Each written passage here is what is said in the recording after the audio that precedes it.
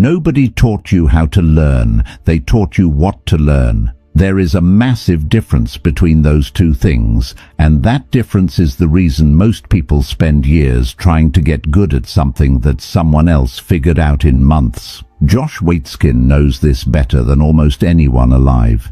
He became a chess prodigy, winning multiple national chess championships as a child, and then walked away from chess entirely and became a world champion in Tai Chi push hands. A completely different discipline requiring completely different skills, and the question everyone asked him was the same. How? How does a person become world-class at one thing and then start over in something entirely different and reach world-class there too in a fraction of the time it takes most people to become merely competent? His answer, laid out in his book The Art of Learning, is not what most people expect. It is not about talent. It is not about logging more hours than everyone else. It is not about some genetic gift that makes information stick better or patterns emerge faster. It is about understanding something that neither chess nor Tai Chi nor any other subject ever explicitly taught him. How to actually learn, not what to learn. How? Because school gave you subjects. It gave you textbooks and deadlines and the pressure of tests that measured memorization rather than genuine understanding. It gave you the experience of being graded on how well you could hold information long enough to reproduce it and then let it go to make room for the next batch.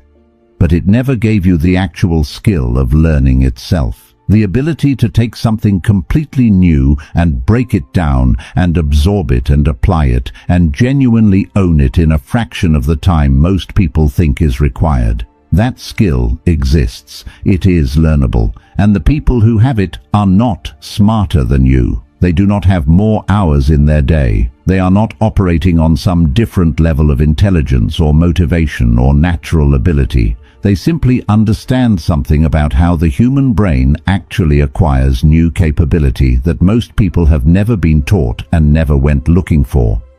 Because the education system was not designed to produce fast learners. It was designed to produce students who could receive and reproduce information on demand. And those are completely different things. Being taught is passive. Learning is active. Being taught is receiving. Learning is constructing. And the construction of genuine, lasting capability in any area happens through a specific set of principles that the fastest learners in the world understand and apply, and that most people have never encountered in any organized form. Until now, 7 principles. Each one backed by what we understand about how the brain actually builds new neural pathways and genuine lasting skill.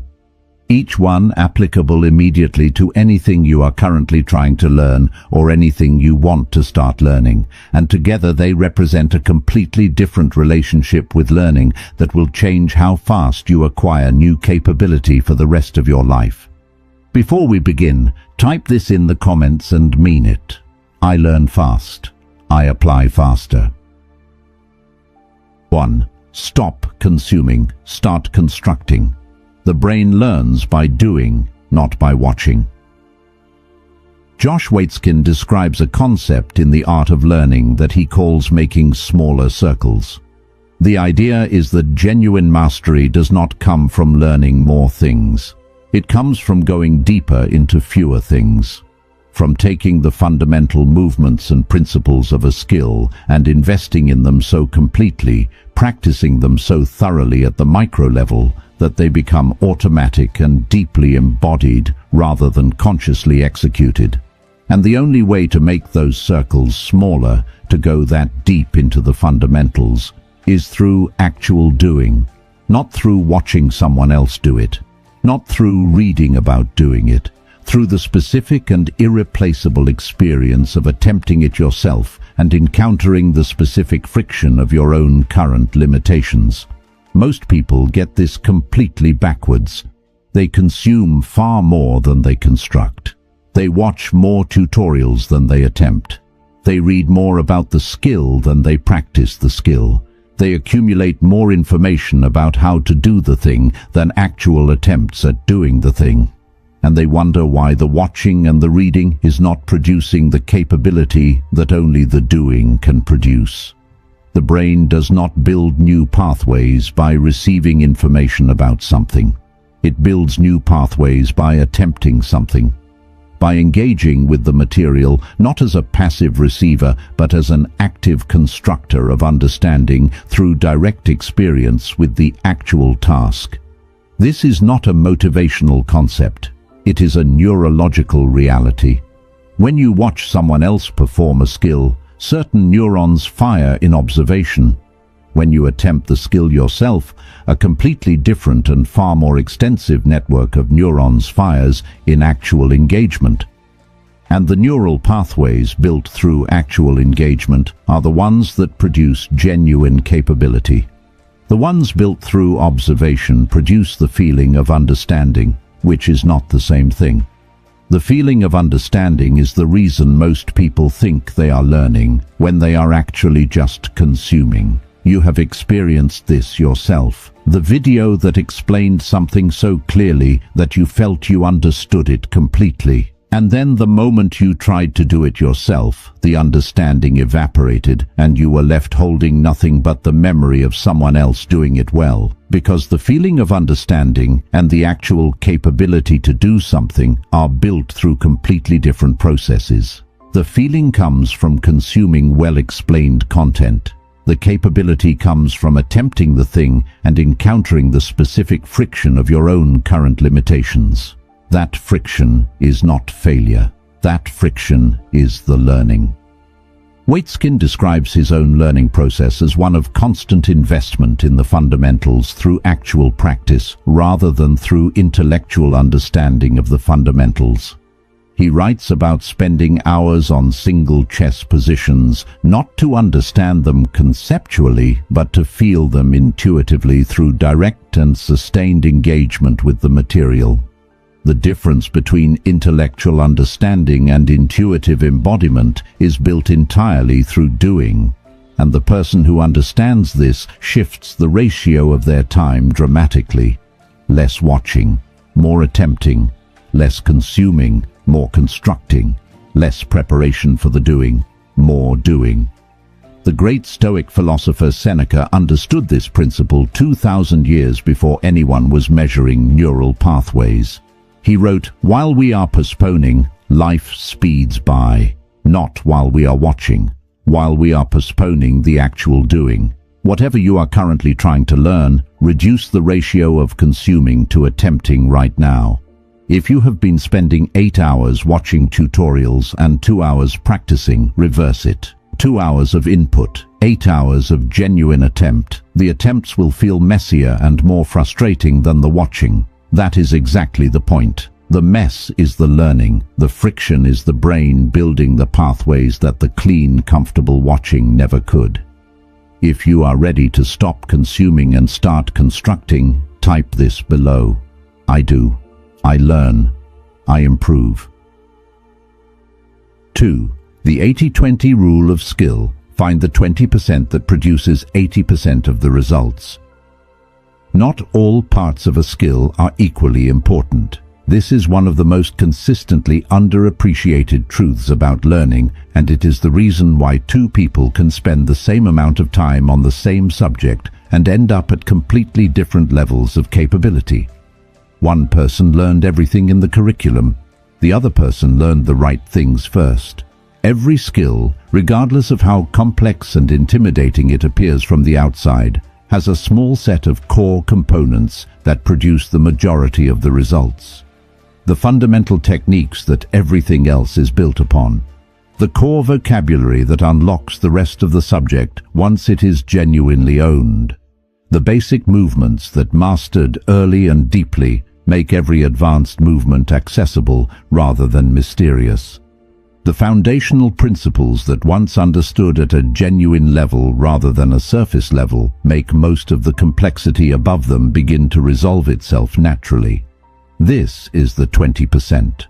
And the person who identifies it and masters it before moving to anything else is operating with a significant advantage over the person who begins at the beginning of the curriculum and works through everything in the order it was presented by someone whose goal was completeness rather than speed. Because the curriculum was designed for comprehensiveness, not for rapid skill acquisition. Textbooks and courses cover everything because they do not know which parts will matter most to you specifically. They are written for the broadest possible audience, which means they are optimized for nobody in particular. But your learning does not have to be general. It can be targeted precisely at the core components that will give you the most functional capability in the shortest amount of genuine practice time. The way to find the 20% is deceptively simple. Find someone who is already genuinely skilled in what you are trying to learn and ask them this specific question. If you had to start over from the beginning, knowing everything you know now, what would you focus on first and why? The answer to that question almost always reveals the 20%. The thing that every experienced practitioner wishes they had understood earlier. The component that, when genuinely mastered, makes everything else click into place rather than remaining isolated pieces of information. Master that first, deeply and completely before moving on. Let it give you the functional capability that makes the rest of the learning more efficient rather than trying to learn everything simultaneously and making frustratingly slow progress across the entire skill. Marcus Aurelius wrote, "If someone is able to show me that what I think or do is not right, I will happily change." The willingness to change your learning approach when a better one is available is itself one of the most important learning skills a person can develop. And the approach of identifying and deeply mastering the 20% first is consistently more efficient than the approach of working through everything in the order someone else decided it should be taught. 3. Struggle is not a sign that you are failing, it is the sign that you are learning. Josh Waitzkin writes in The Art of Learning about what he calls living in the discomfort zone. Not the comfort zone where everything is easy and familiar and the brain is not being asked to build anything new. And not the panic zone where the challenge is so far beyond current capability that nothing productive can happen. The discomfort zone, the precise space just beyond what you can currently do with ease. Where the challenge is genuine and the effort required is real and uncomfortable, and the outcome of each attempt is genuinely uncertain. That space, uncomfortable as it is to inhabit consistently, is where all meaningful learning actually happens. And most people spend almost no time there, because most people stop learning at the exact moment learning is most productive. The moment the material stops making immediate sense and requires real mental effort to penetrate.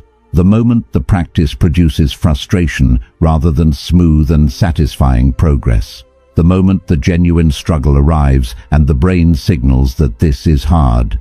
They stop, not because they cannot continue, but because they have been conditioned by years of schooling and grading and performance evaluation to interpret difficulty as a signal that something is wrong. That they are not smart enough for this particular thing, that they are approaching it incorrectly and need to find a clearer explanation before continuing. That the struggle is evidence of inadequacy rather than evidence of genuine engagement with something worth learning. But the difficulty is not a signal that something is wrong. It is the most reliable signal available that something is right, that the brain is operating at the edge of its current capability, that the challenge is genuine, and therefore the growth it produces will also be genuine rather than the shallow familiarity that easy material produces. Waitzkin describes his own experience of this in the chess world, where he noticed that his greatest improvements came not from the games he won comfortably, but from the positions that were genuinely and sometimes painfully difficult, the ones that required extended and uncomfortable mental effort to penetrate, the ones where he did not immediately see the answer and had to struggle with the material for much longer than felt comfortable or productive. Those positions built something that the easy games and the comfortable practice sessions never could.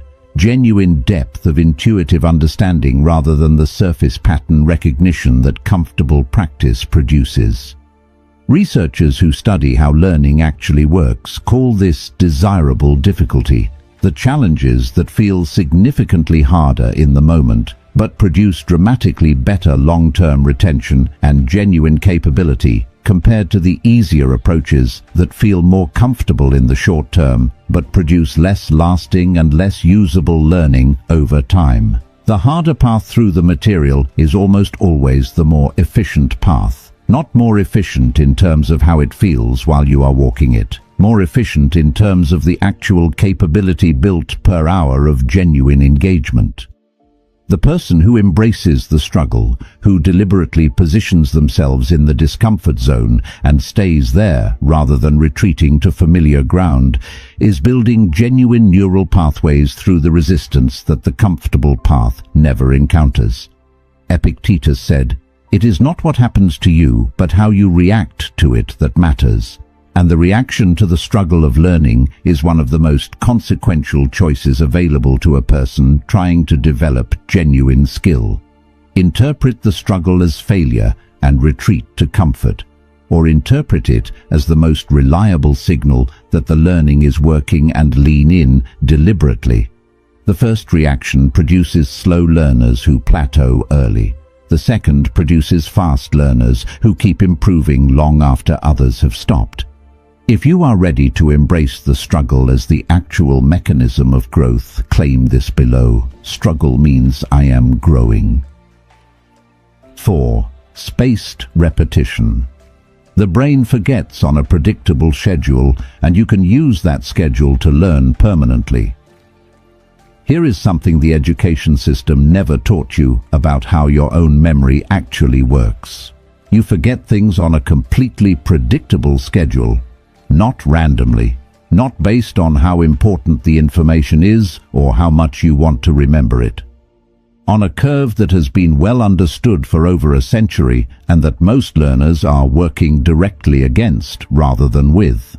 The forgetting curve shows that after learning something new, you forget roughly half of it within the first day if you do not review it, and then more of it over the following days, until the majority of what you learned has faded back into inaccessibility. This is not a flaw in your memory. It is a feature of a system designed to maintain only what it regularly needs to access. The brain does not maintain information it is never asked to retrieve.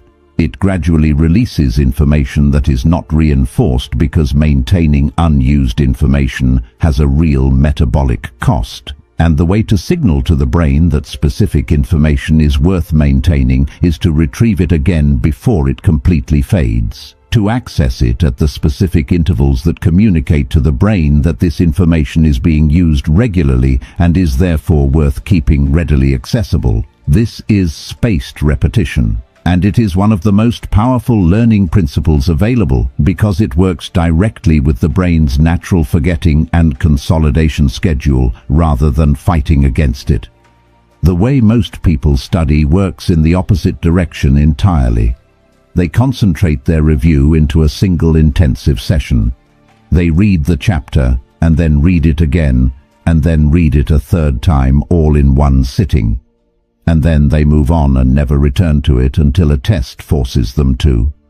This approach produces a strong initial feeling of familiarity that fades remarkably quickly because the brain received one strong concentrated signal rather than multiple spaced signals that communicate ongoing need for the information. The more effective approach is to review material at deliberately increasing intervals.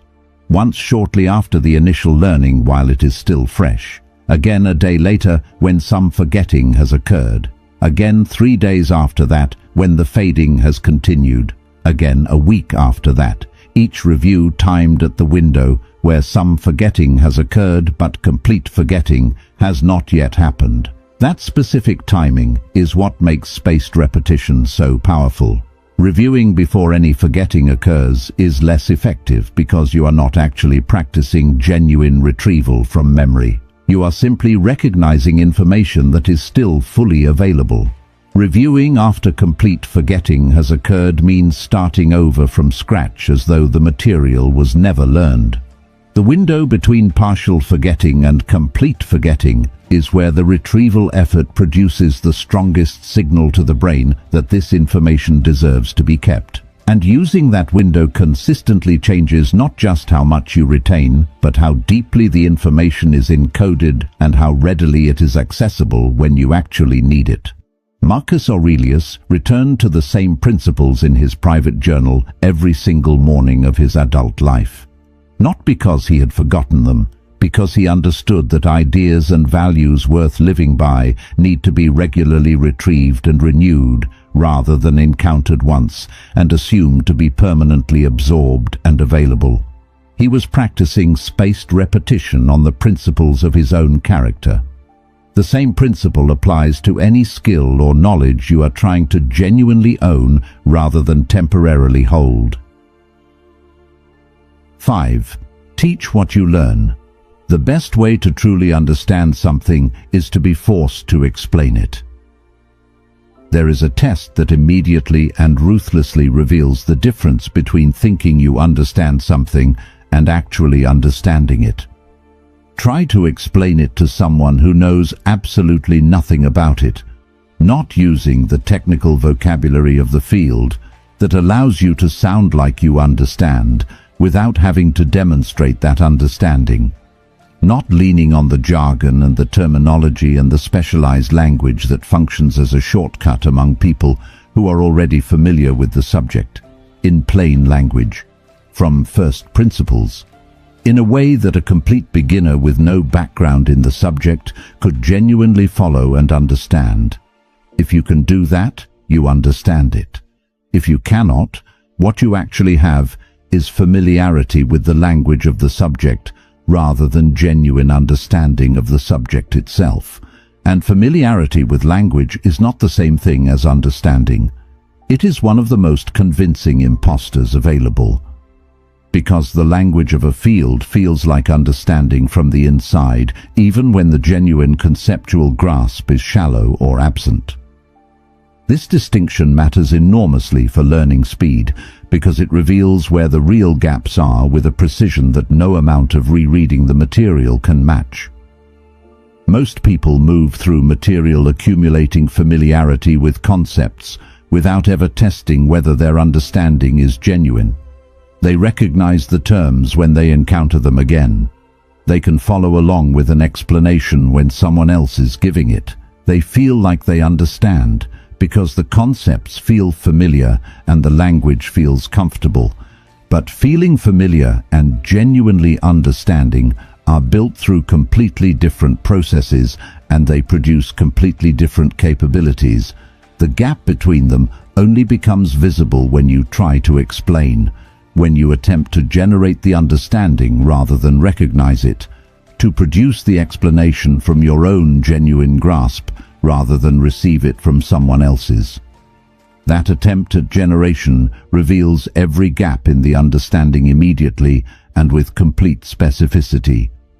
The place where the explanation breaks down, where the language runs out and the concepts stop connecting, is the precise place where the genuine understanding ends and the surface familiarity begins. And that specific location of breakdown is the most valuable learning information you can receive, because it tells you exactly where more work is needed, not a general sense that you should probably study more. The precise point where the genuine understanding is insufficient and needs to be rebuilt from a more solid foundation. The practice is simple. After learning something new, close the book or end the video and explain what you just learned out loud or in writing, as though you are teaching it to someone who has no background in the subject. Where the explanation flows clearly and completely, the understanding is genuine and can be relied on. Where it stumbles, where the words run out or the concepts fail to connect, the understanding needs work. Return to the material specifically at the point of the stumbling. Work with it until the explanation flows again, and then explain again to test whether the gap has genuinely been filled or only papered over with more surface familiarity. Seneca wrote, "Docendo discimus." By teaching, we learn. The teaching is not the reward you collect after you have finished learning.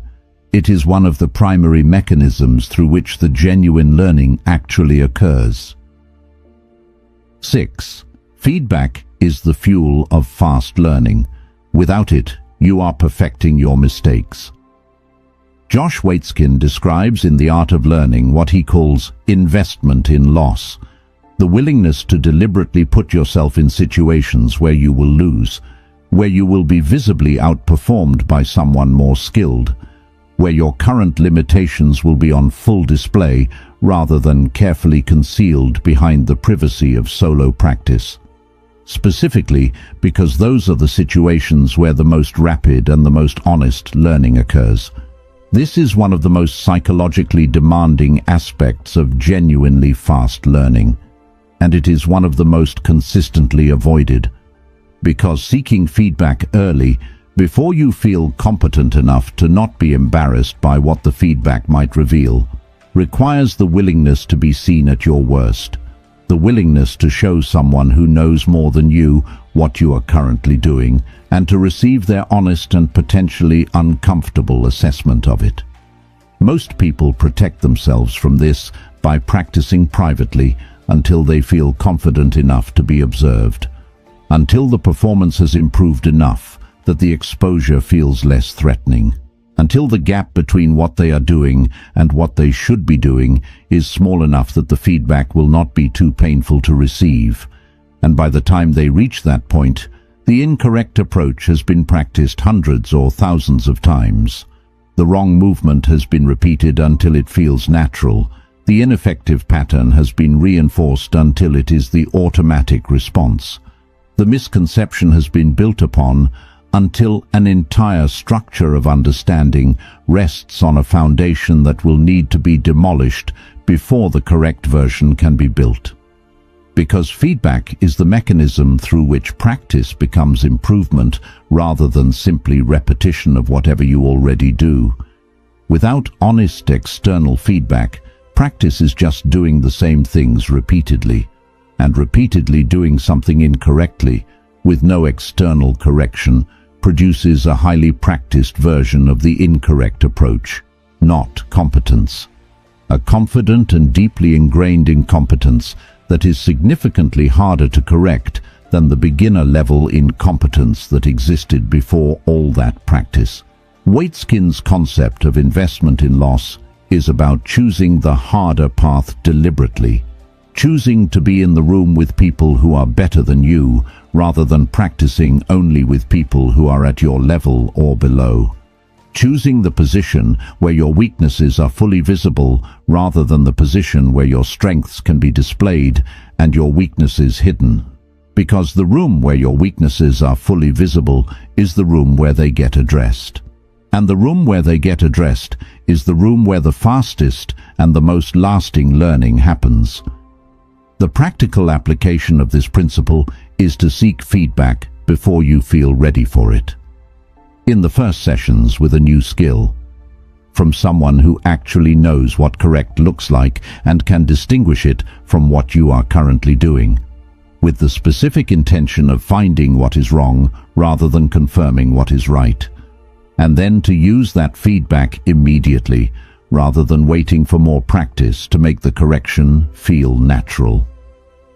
Marcus Aurelius wrote, "If someone is able to show me that what I think or do is not right, I will happily change, for I seek the truth, by which no one was ever truly harmed."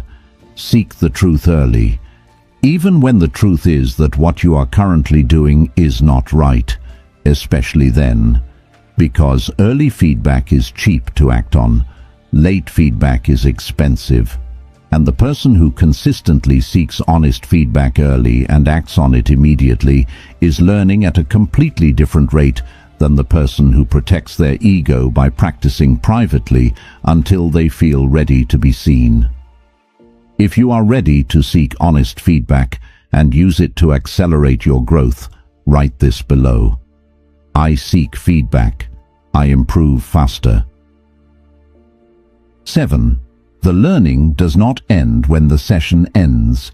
Protect the hours after learning. Josh Waitzkin writes in The Art of Learning about a practice he calls the soft zone.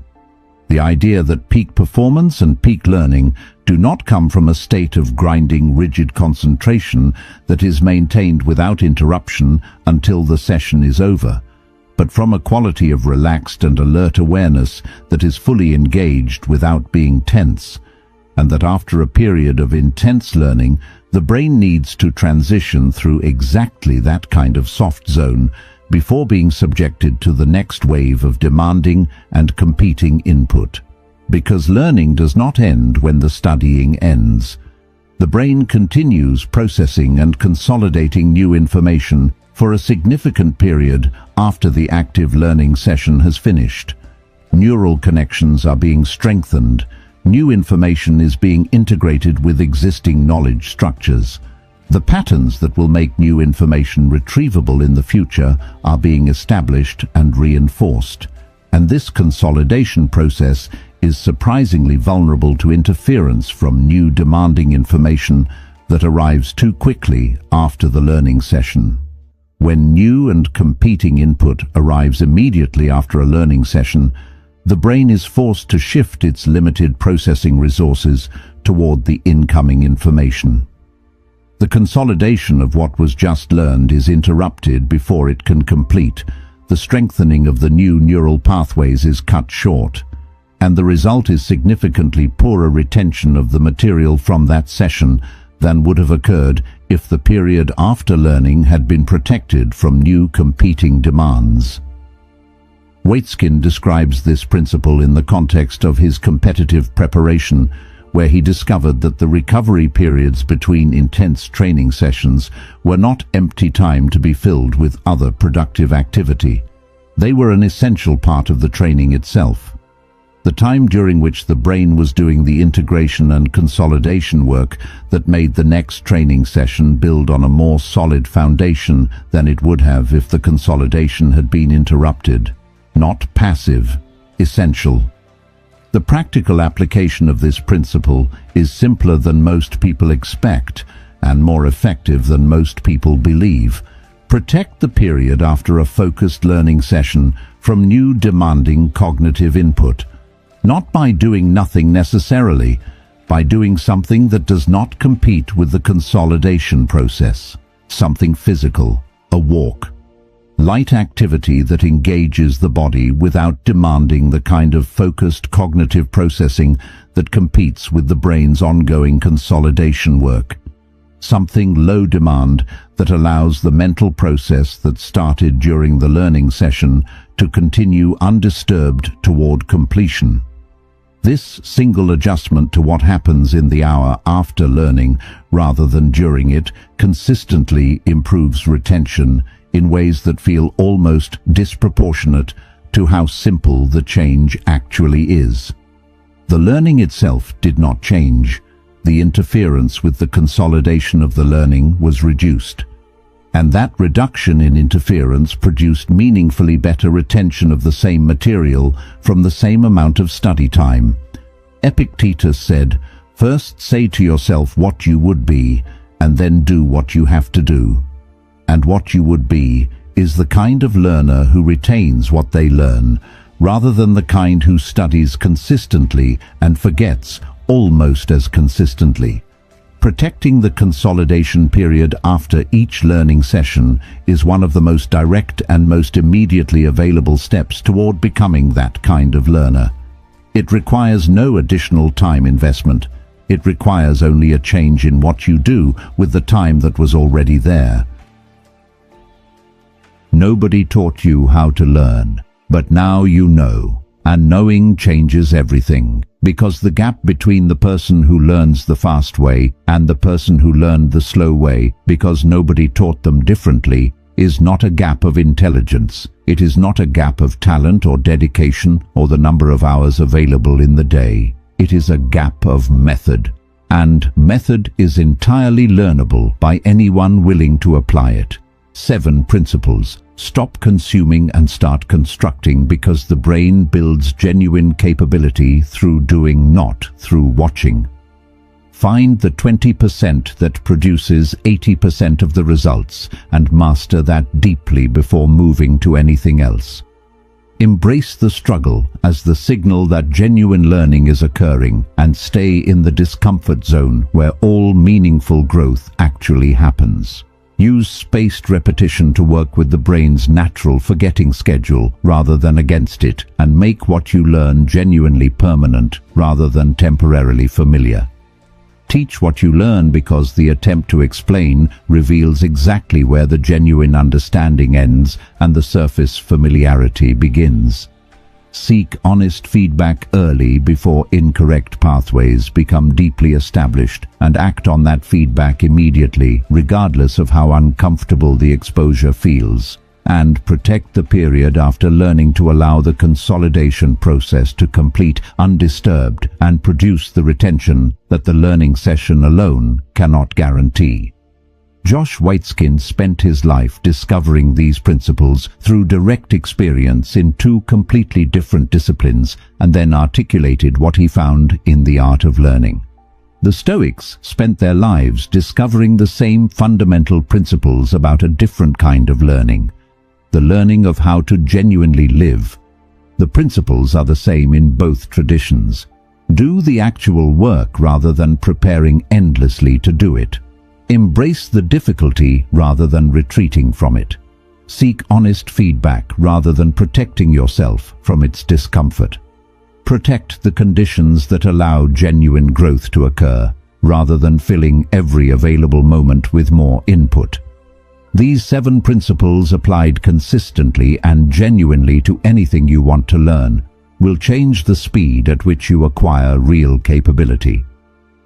Not slightly, significantly enough that it genuinely starts to feel unfair compared to the people around you who are still learning the slow way, because nobody ever taught them the fast one. The most important thing right now is not to consume what you just heard. It is to apply it to the very next thing you are trying to learn, starting today rather than when the conditions feel more ready. Because the brain does not build new pathways from information about how to build new pathways. It builds them from the actual attempt to use what was just learned in the real and imperfect and friction-filled process of genuine application. Begin the application now. If this found you at exactly the right moment, leave the only thing that matters right now. I learn fast. I apply faster, starting today.